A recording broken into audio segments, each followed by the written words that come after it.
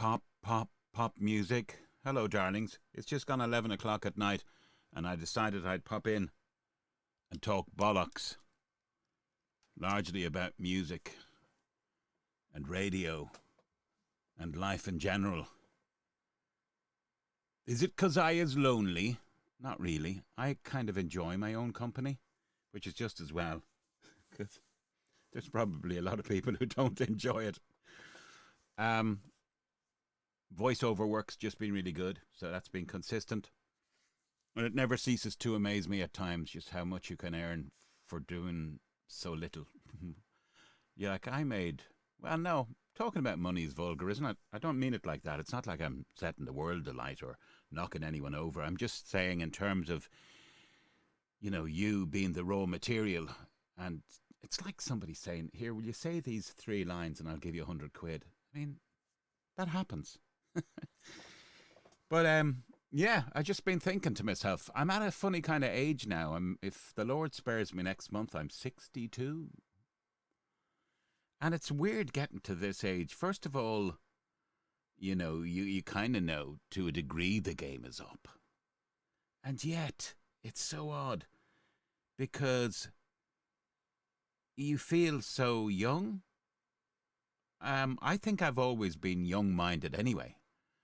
And then you got to get it into proportion. I sat down with an ex-boss of mine the other day. We had a reunion, which was great. I hadn't seen these people in like 34 years, and it was just like we took up where we left off.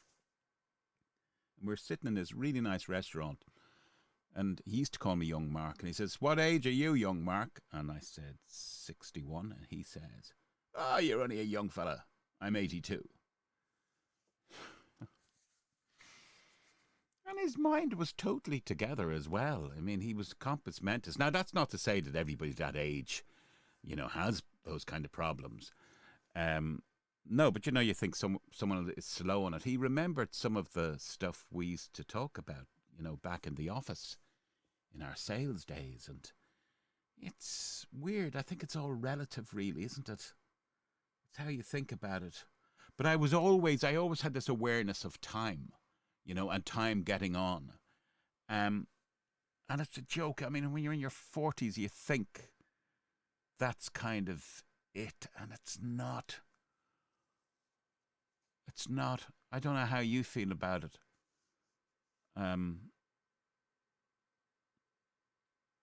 It's a nice age, kind of. It is. But you are aware of, you begin to think. Well, anybody can go at any time, as I found out, a few years back when I nearly popped it. I still have my moments where it's not good. But in general, it's been really good. Oh, and the sun has been shining as well. And it reminds me of music and how I first got into music. I was young. Like, I certainly remember The Move. You might remember I used to do a series called Lost in Music. I still do, on and off, but not as regularly as I used to. And the first song I opened with was The Move. I think it was called Fire Brigade, something like that. Get the Fire Brigade. And I just realised when I heard that, I was 5, and it stuck with me. And the Beatles didn't come into my life until much later, and they've never really been to the same degree as like Elvis was, which is weird, because the tragedy of Elvis was towards the end it had just become farcical. He had become, of course, he was a phenomenon and a force of talent and nature and beauty. I think he was a very handsome guy and I think a nice person all in all. But it became farcical, really, and I think that's what probably helped do him in as well, is this whole image thing. I mean, when you do look at a man in his 40s, even if he is Elvis, with rings like Mr. T all over him, and I think he began to play a parody of himself.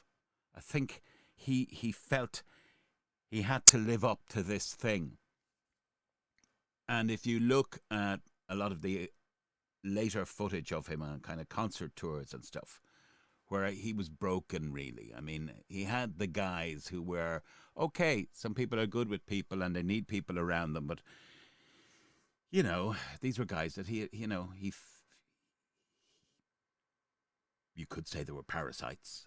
But sure, who's not going to be a parasite if you're going to be, you know, treated to all kinds of stuff off the king's table, and you can defend it by saying, well, we're friends, and I'm sure that's the bedrock of a lot of the guys, the Memphis Mafia.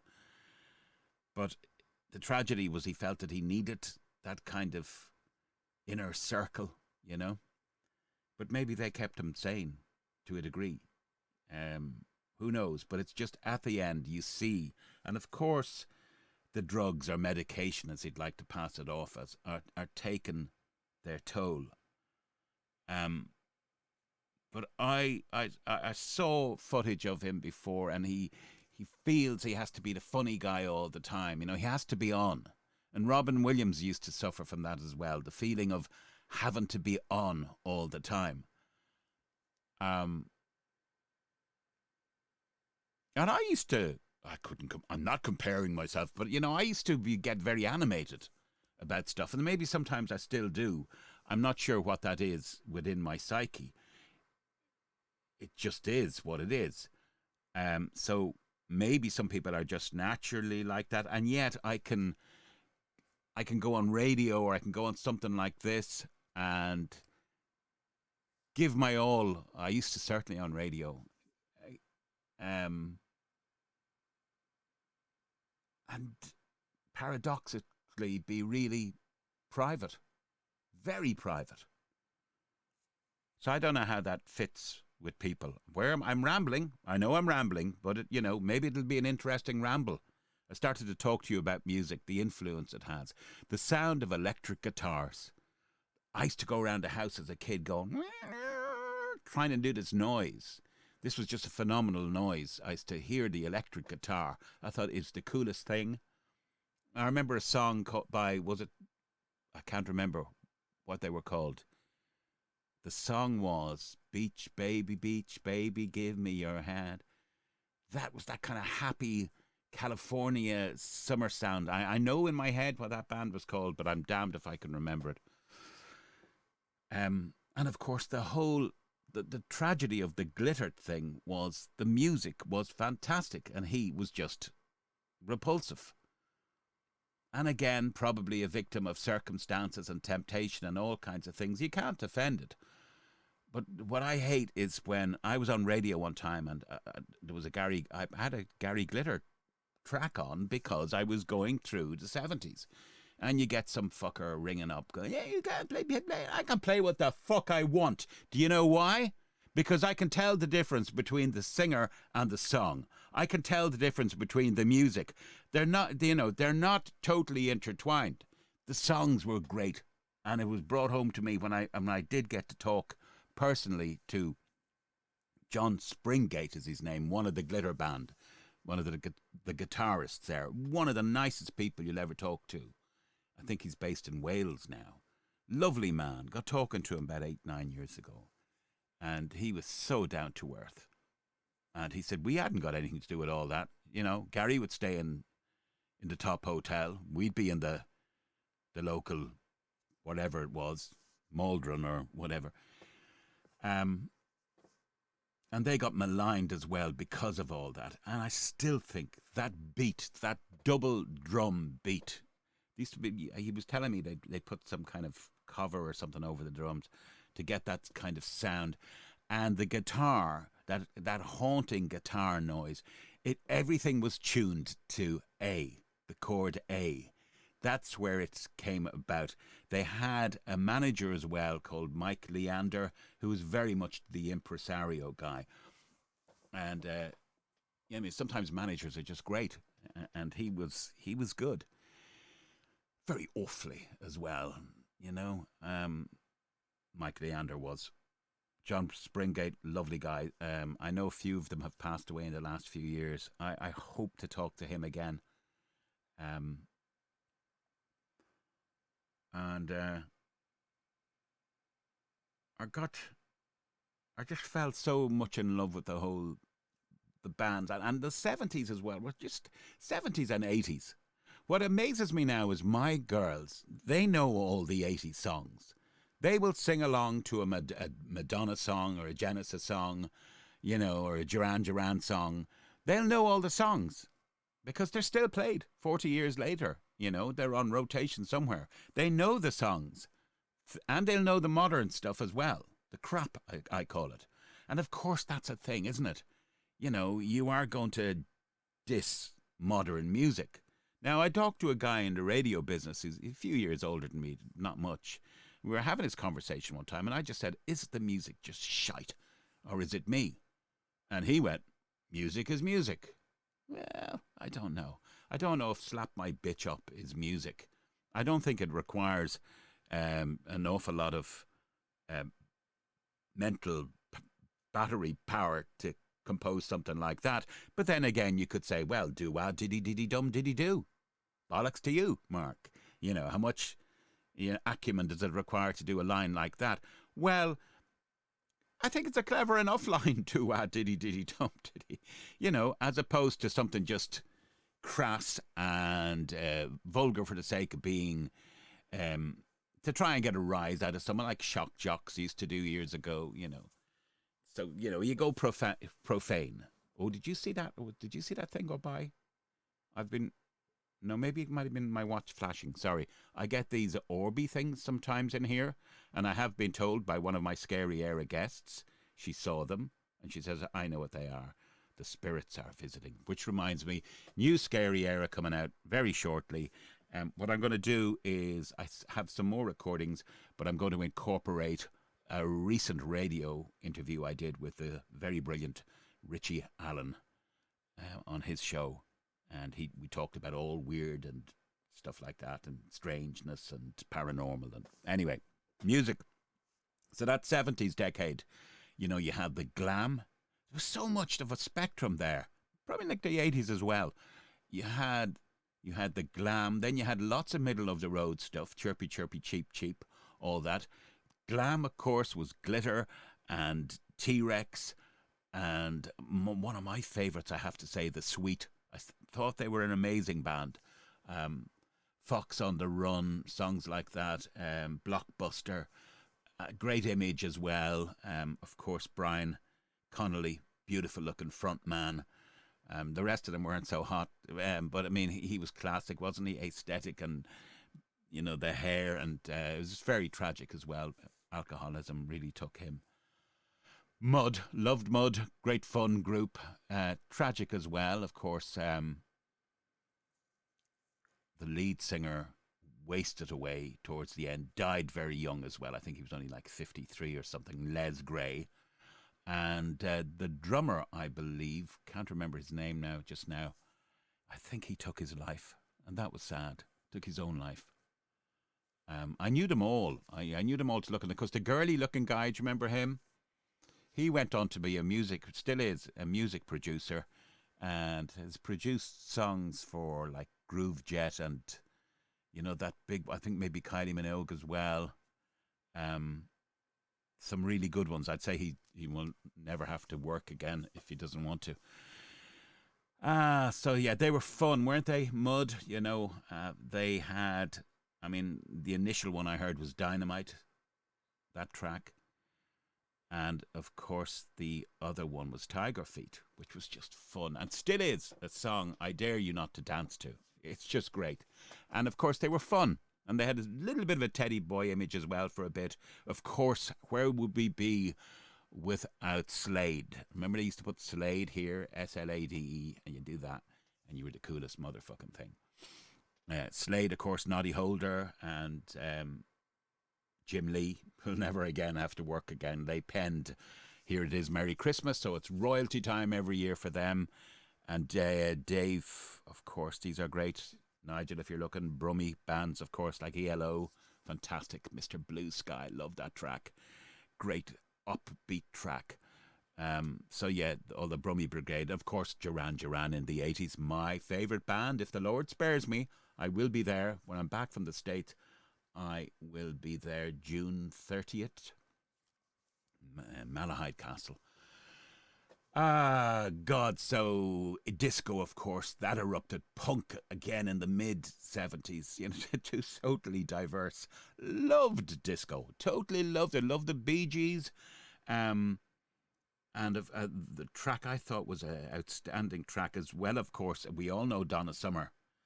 I Feel Love, with Giorgio Moroder, of course, producing it. Fantastic, groundbreaking song. I think John Lennon once rang somebody and they said, "What's up, John?" And he says, "I've heard the future. The future." And the future apparently was I Feel Love. Um, there was a disco guy as well, a gay fella, big gay icon, I think.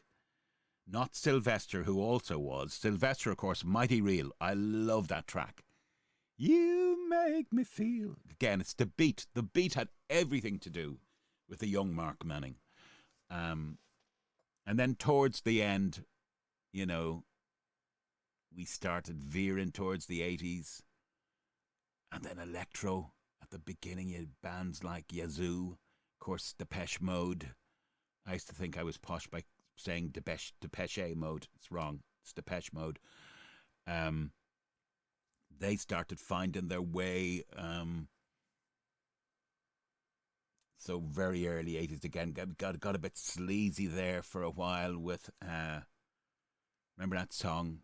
Standing outside of the Mark Almond. Pink Flamingo crying in the rain. Late 70s as well. Some really kind of prog rock still knocking around. One of my favourite tracks of all time, Genesis, Follow You, Follow Me. Sorry, I'm still lingering in the 70s. I always remember coming back from school. There was a little record shop off O'Connell Street, which you will not recognise these days. And I always remember that album, Then There Were Three, because I think it was referring to Peter Gabriel walking out and doing other things. Again, him, Games Without Frontiers, War Without Fears. Remember that song? I thought that was a great song. I just loved it. And the whole pirate radio thing started. That's where I fell in love with radio. And nobody else is really interested in what I'm talking about tonight, but I am doing this to get it out of my soul. I participated in what I wanted to do, but I never got doing really what I wanted to do full time, and that was radio. I loved it. And as you know, I've skirted around, sometimes even for years at a time. It's not where I wanted to be on those out fringy stations. I wanted to be in the hot seat on a reputable big station, which I was in one of the pirates, Super Pirate as it was known, the original Sunshine 101. That was different. That was completely different from the Radio Dublins or ARDs or any of the stuff that I'd been involved in. That was the beginning of, they led the way, those guys that started those stations, Nova and Sunshine. Of course, the names are still around. The stations are very much different than what they were. I mean, the original Nova was just, there will never be another Nova with respect to the current edition. The original Radio Nova it had such high standards. Hugely. Chris Carey ran that thing like like the captain of a fucking nuclear submarine. I still never really recall a bad link that I heard on Nova, and I used to listen. It set the standard. It had standards. It was very mid-Atlantic kind of music. They wouldn't play things like Adamant. I quite like some of Adamant stuff, but they wouldn't. You know, it was very, what you heard in LA, you heard on the original Nova. There's aspects of Nova now, with respect, that just wouldn't be on the original. So where am I going with all this? So there was stations started up. Or the original, of course, was the notorious Radio Dublin. Became not so much the station. That was everybody had a go. And, you know, it gets slagged off, but everybody had a go. That was the thing. And people who cut their teeth subsequently moved into bigger stations. A lot of people started, you know, a lot of them want to poo-poo it. Look, it was a house. You went into it. You took your life in your hands, probably. Certain children did. I don't want to go there. I did not even know what was going on. Sometimes I had my suspicions. I hadn't a clue. As far as I was concerned, I just wanted to be on radio. And you could play what you wanted, you know. But I always played the latest stuff. I had disposable income when I was on it. But the Eamon Cook, like it's all in the public domain. Captain Cook. Well, he was something else, I can tell you. Oh. And then, as I said, I'm rambling. But what I'm trying to get to here is just the music has been constant for me up until maybe 89-ish. That's when I fell off the wagon. You know, I'm not really off fey. I know some of the 90s stuff was, the early 90s stuff was good, like Happy Mondays and what have you, and that whole Manchester scene. I never thought much. Believe it, I know I'm in the minority, but I never thought much at all of those two guys from Manchester. You know, no, people were comparing them to the Beatles and what have you. I can't even remember what they're called. Oasis, of course. Never got it. I did like some of the early Blur stuff as well, but I just stopped listening. I suppose I was young. I was really busy back then in the business world, and I'd got myself a lovely wife. And here we are, just going on 30 years later. And I was a young married man, and I was busy making money. And being happy, because I was happy in the business sense as well. But I never really did what I felt called to do. And as I said, I've been in TV and radio, but I never got mainstream for any long time, you know. You're never going to get rich out of it unless you're at a certain level. I mean, right now, I make more money doing voiceovers than a lot of the average people make on radio regularly per show. So you wouldn't want to get into it for that unless you get to a serious level. Of course, there are people coining it. So I suppose I just thought I'd pop in and just say, look, you know, the beat goes on. That's what has always driven me. Even here when I'm putting together the podcast, sometimes I'm going, can I mix this in, or can I, you know, can I put a bit of something in, even though it's a paranormal podcast? Can I? And you see that with some of the poetry and stuff that I used to do. Not that no one's interested in it, but I would mix way back, about 11, 12 years ago. I'd mix music that I would pick from free. You can get free, royalty-free noises and sounds and tracks, and I'd interweave them with what I thought was poetry on a really shit microphone.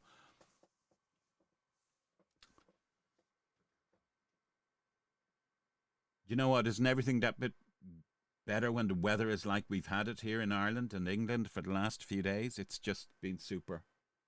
It's been great.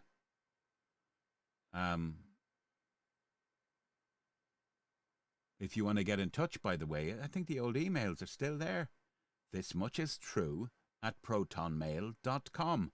This much is true at protonmail.com. Say hello, or say hello in the comments if you want. Let me know that you're still functioning. Anything else? I don't even want to talk about the state of this country, which I think is rapidly going under. But I think it's just symptomatic, basically, of everything else. I don't feel that optimistic at times for the future at all.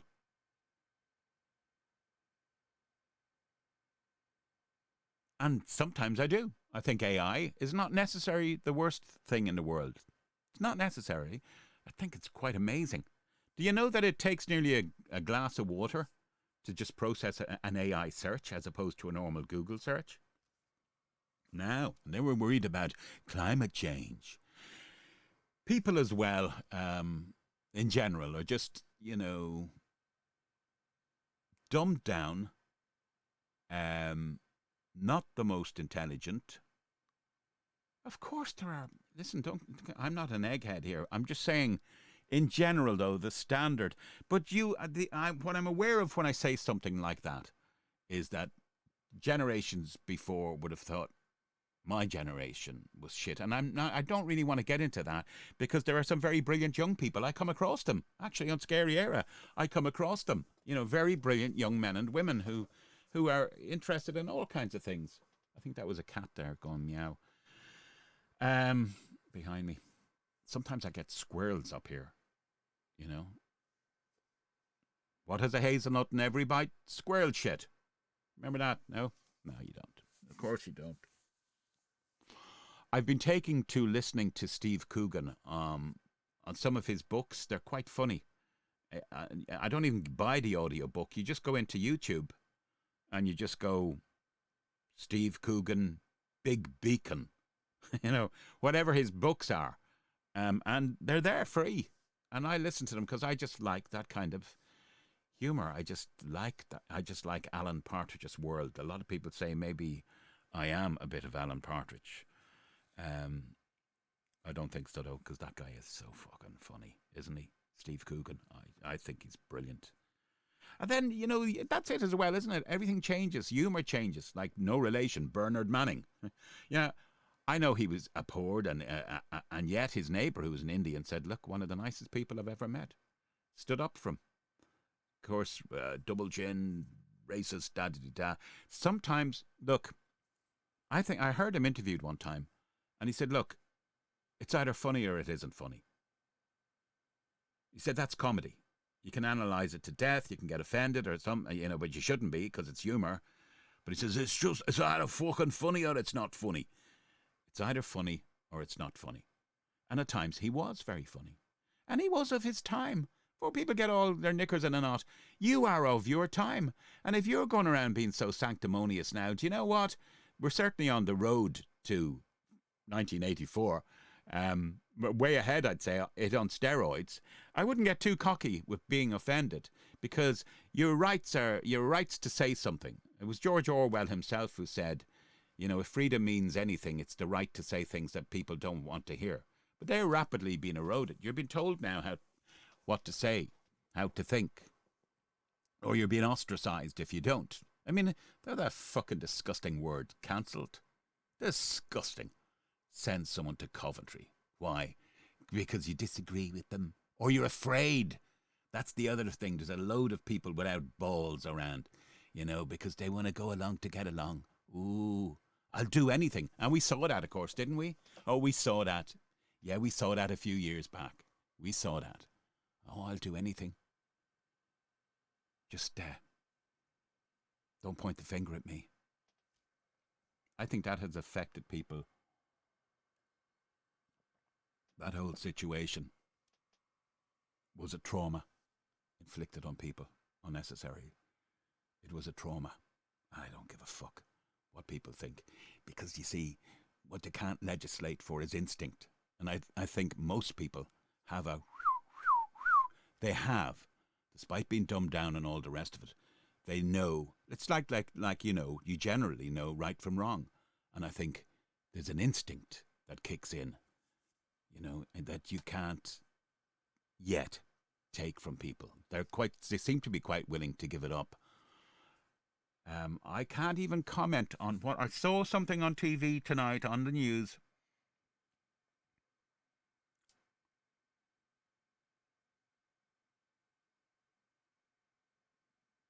And it was the kind of thing that galvanized Bob Geldof, except it was worse. It was worse because it was engineered in our time. It wasn't a natural thing. I can't even describe what I saw tonight. It didn't even look human or sound human. It was a child starving to death on a fucking gurney somewhere. And the noise it was making.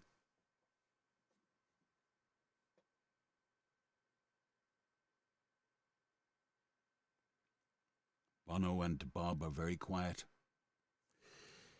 She doesn't like them. And I still think, whatever about Gobby Bob, he gave us one of the best days of our lives with Live Aid. I thought that was.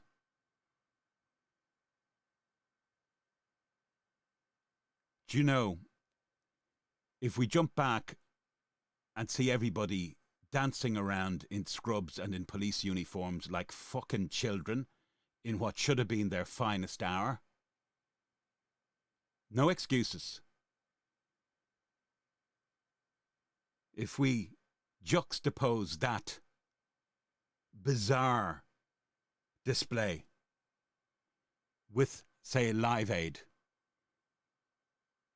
where spirit was palatable that day in youth, music, goodwill, good intentions.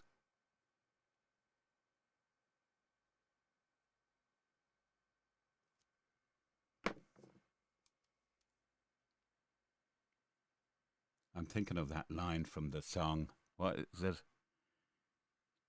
Not the shiny happy people, but that band, yeah? Although I said too much, I haven't said enough. Or maybe I have. Good night.